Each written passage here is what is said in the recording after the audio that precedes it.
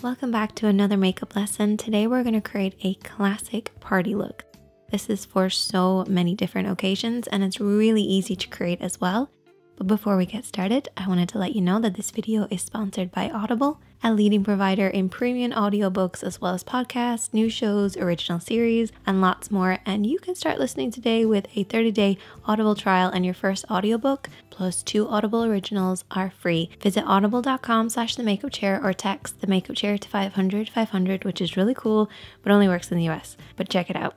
I am currently listening to my girl Melanie Murphy's book, Fully Functioning Human Almost.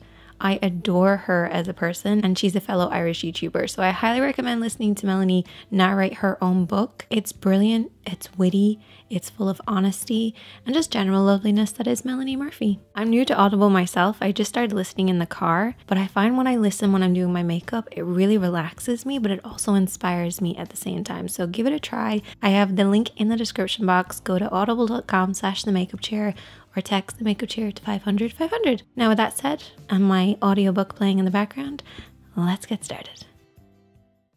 So as with every look that we create, we always want to start off with a clean base, and to do that you want to use a primer. So you can either mix your primer with your concealer or you can use a tinted primer. This one by Urban Decay, it's a classic. It's one of my absolute favorites. It's my kind of go-to. Basically all you want to do is just apply this all over the lid. It will create a blank canvas for us to work on, disguise any discoloration, while also helping our eyeshadows last longer because it gives them something to hold on to, which is a really important part. Now let's recap on parts of the eye because I always get asked about this. So I like to split the eye into 3 sections. The lid, the crease area, this is where the lid creases into the eye shape, and then the brow bone, which is technically not the brow bone, it's just underneath the brows. I then like to split the lid into 3 sections as well. So we have an inner, a middle, and an outer. And then you have your 3 liner areas. So we have your waterline, which is the lower part that you can see. We have the tight line or the upper waterline, which is underneath. And then we also have your lash line, which is that line across right by your lashes. And these are the kind of main areas that you apply liner. To create any eye makeup look, I usually use about 4 different eyeshadows. A highlight, a contour, and a mid-tone. Your mid-tone is basically in between your light and your dark. And then I also have a fade shade. The fade shade is that bright orange. Don't get scared, it's okay, we're only going to apply a very small amount of it, but it does make a big difference, and I'll explain why in a bit. I've also added in 2 other things, a metallic eyeshadow and a glitter. Now for brushes, you really only need like 2 or 3. A blending brush and a pencil brush. Now I would recommend having actually 2 blending brushes, but that's optional. One for applying, one for blending, just so you don't muddy up your look. And then also a flat brush. This is for cutting the crease. You don't plan on cutting your crease, you can always use your fingertips for what we're going to do later. So there's all your tools. Now let's start applying. So we're going to start off with our mid-tone and we're going to use our blending brush. You always want to make sure you're using your blending brush for your mid-tone to create that really soft effect. Now a lot of people refer to this as a transition shade. Totally fine. I call it mid-tone because it's a middle tone, but it's totally up to you. You're going to blend this over and back and slowly build this up because your lid's going to be a little tacky. If you go in with too much eyeshadow to begin with, it's just going to grab hold of certain areas and not blend. You also want to hold your brush in the center of the handle and keep it at about eye level, so a little higher than normal, and sweep this over and back in the crease. Don't worry if you get a little bit of this on the lid because we will be cutting the crease. In fact, I actually kind of want you to get it onto the lid. And I also want you to get it on the outer third of the lid especially. This is going to work as a base for our contour. Once you slowly build this up, you should get a look that looks like this. Don't worry if it looks kind of muddy on the lid, that's totally fine. Just make sure that blend upwards towards the brow bone is nice and smooth. Your contour is next, and this should be at least 1 shade darker than your skin tone. You're going to apply this with the smaller of the brushes that we've been using, and I want you to tap this. So literally hold the brush right in the center to get maximum control and just tap this on that outer edge. So the outer third of the lid. Then what I want you to do is to create a cut crease line. So I want you to raise your eyebrow and I want you to look down in a mirror and tap this along the edge where we're going to cut the crease. So don't blend this up too far because we don't want to get this contour into the crease area. We want to keep it nice and low. Your mid-tone is always higher. So just apply this almost like you're attempting to hit the crease line. Then take your clean blending brush Holding it right down the end of the brush, sweep this over and back just to soften out any harsh lines. So this is just going to basically deepen the crease and just apply a little bit more of a depth look, so when we cut the crease, it's going to look even sharper.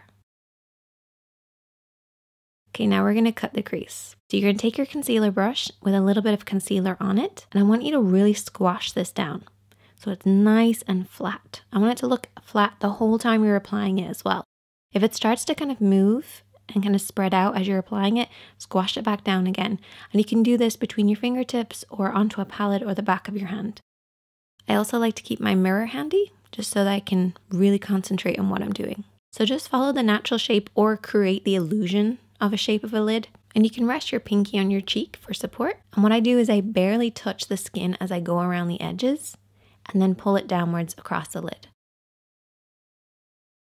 I like to raise my eyebrow because it kind of elongates your eye. If you find that your eyebrow doesn't support your lid shape, you can always use your finger on the outer edge to kind of create more of a tight effect.